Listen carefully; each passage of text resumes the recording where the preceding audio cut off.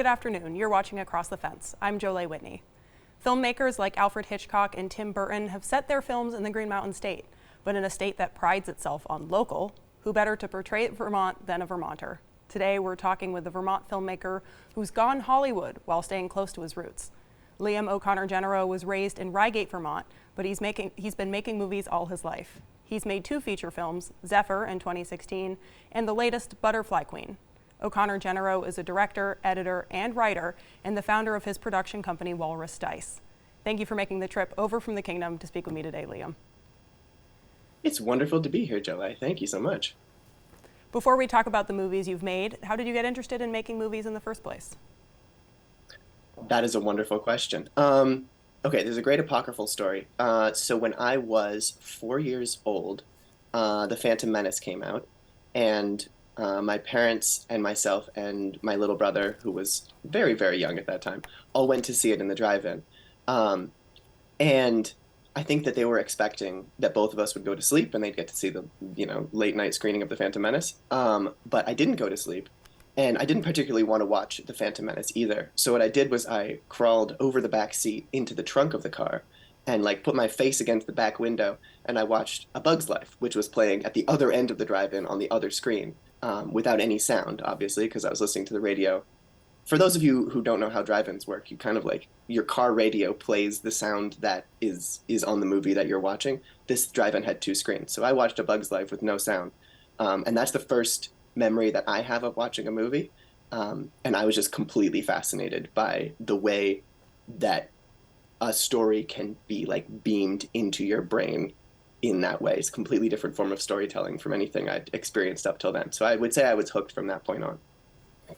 And making movies are an incredible undertaking, both time and money. How have you managed to make two in the span of 10 years? Wow, that's, I would say an incredibly supportive community is first and foremost. Yeah, I would say for both productions, both Zephyr and The Butterfly Queen, there was a massive amount of community engagement. We had friends and family and neighbors donate everything from food to supplies to equipment to lumber to their time to help us build our sets. We were able to film in a quarry that was owned by a local quarrying company that I was able to get access to just sort of on a handshake. Yeah, it's a type of filmmaking that is really difficult to do in more established or more urban spaces. But the magical thing about making movies in Vermont is that you can find the person who can give you access to any given thing that you want, just sort of through neighborly, hey, do you know this person? Oh yeah, I know that person. So the networking here in the state is really, it's really a different kind of magical beast that you can't do in Hollywood. And you mentioned your first feature film, Zephyr. So let's take a look at the trailer for that movie, and we'll talk about it a little after. Hey guys, we are Zephyr. No, we're glad to be here.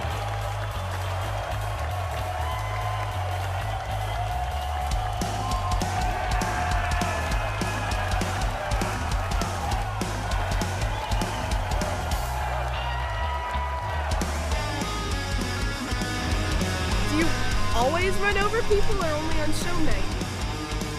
You wanna watch yourself around these jokers. That drug, we're gonna die. Have you ever been in love? So what are your memories making the movie Zephyr? I just remember that every step of the process was an entirely new challenge, new beast, oh, this is how this works.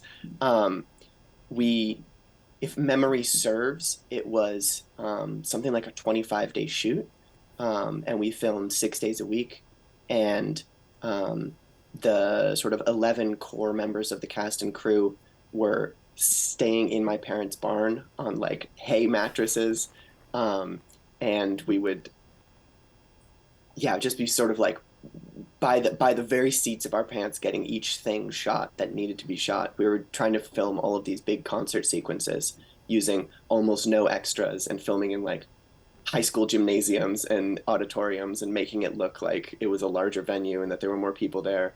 And so really just each day kind of pulling it together, and not being able to foresee all of the challenges that were to be faced. So I'd say a huge learning experience in that instance.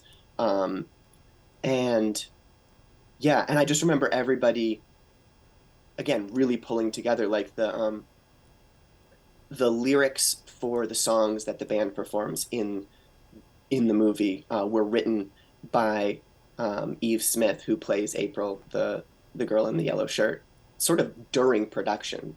She was writing those lyrics, and so we like staggered the performances throughout the shoot so that there would be a song for the band to perform by the time we got to that. And so that was just like a really interesting hotbed of creative talent, and everybody really brought their best game. Yeah, I just remember it being an incredible community experience. And that was your first feature film. Of course, you have a second one now, Butterfly Queen. We're going to take a look at that trailer in just a second, but can you describe quickly what it's about? So the Butterfly Queen is a farm punk fairy tale about getting your gosh darn friend back. Yeah, it's very Vermont while never saying the word Vermont. Yeah, it was a departure from Zephyr because we went a lot heavier into the fantasy, and so I'm excited about it for that reason. And you mentioned that it was very Vermont without explicitly saying it was Vermont. How do you incorporate Vermont as a state and maybe a culture into your work? So that's an interesting question. Especially with the Butterfly Queen, we've been on a festival tour now for the past year or so, and screened it throughout the state and throughout the country. And actually, we had an international screening a couple of weeks ago. So the feedback has been much more varied than on any of my other productions. And so one of the main things I think that people pull out of that film is like, this is the Vermont vibe, is that the characters, when they enter this magical world, when the sort of fantasy starts to hit them, their reaction to it is much more, not quite go with the flow, but like a little bit more resigned than you often see in fantasy stories. And like characters being like, oh, well, I guess this is how these people are. This is the situation we're in now. Let's roll with it. And they're not afraid to sort of immediately start getting dirty and tearing clothing on this rough journey through the woods. And so the fact that the characters are so very gung-ho and kind of ready to just take what life throws at them, even if it's very weird, I think is a particularly Vermont characteristic and something that people have drawn out. And additionally, the story really centers around this idea of wanting to stay at home because you love the place, and also wanting to leave because there might be more opportunities elsewhere, which I think is a particularly salient topic for Vermonters, and certainly young Vermonters. Okay, with that in mind, let's take a look at the trailer.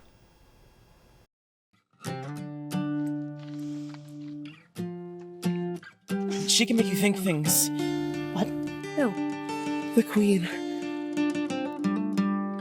You want your home back. Don't look at me. She was your best friend. Casey, let's just go. Looks like a train. That's freaking weird.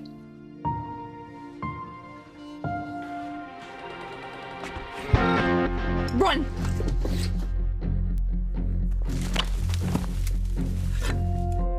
And now it is following us.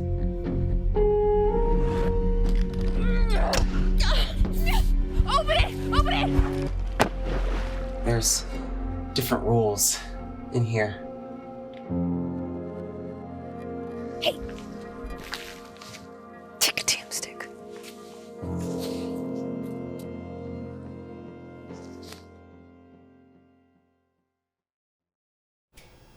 So let's talk a little bit about the behind-the-scenes stuff. Vermont is one of the few states in the country that doesn't have a film commission, and that means that there are certain perks that other filmmakers might get in other states. So tell me how you incorporate that and work around that as a filmmaker. Oh man, this is a great question, and this is a conversation that is currently quite actively going on in the film community in the state. I think that one of the obvious things is that Vermont does not currently have a tax incentive program, which many other states have, which is basically if you spend a certain amount of money on film production in that state, then you get to you get to write off that certain amount on the taxes that you would have paid to that state, and you get a rebate, and it can be a really pretty extreme amount, and that's why certain states show up in the end credits of a lot of movies. Like there's a lot of films shot in Georgia, there are a lot of films shot in Louisiana, and there's a lot of films shot in New Mexico, and sort of the list goes on. And even in films immediately, states immediately around Vermont, for instance, New York and Massachusetts both have really strong incentive programs, which is why the movie Super Troopers was not shot in Vermont.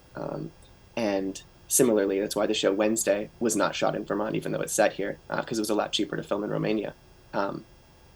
Anyway, so working around that is, I would say, possible at the production and budget level that we were going for with both of these films.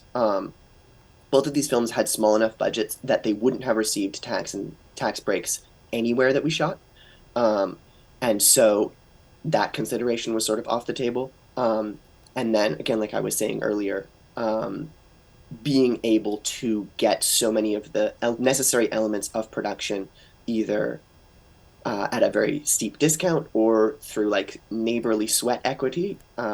For instance, we needed a school bus for one of the sequences in the film, and I knew somebody who had a school bus, and so I produced a short video to promote one of his businesses, and in exchange got a good deal on getting the school bus, buying the school bus from him, and that it's that kind of just back and forth and knowing people and talking to people and saying please.